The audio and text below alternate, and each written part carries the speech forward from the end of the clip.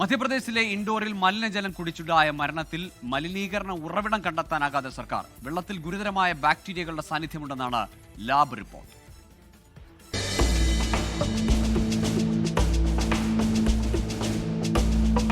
മലിനജലം കുടിച്ച് നിരവധി പേർ മരിക്കുകയും നൂറുകണക്കിന് ആളുകൾ ആശുപത്രിയിലായിട്ടും എവിടെ നിന്നാണ് മലിനീകരണം ഉണ്ടായതെന്ന് കണ്ടെത്താനാകാതെയായിരിക്കുകയാണ് മധ്യപ്രദേശ് സർക്കാർ.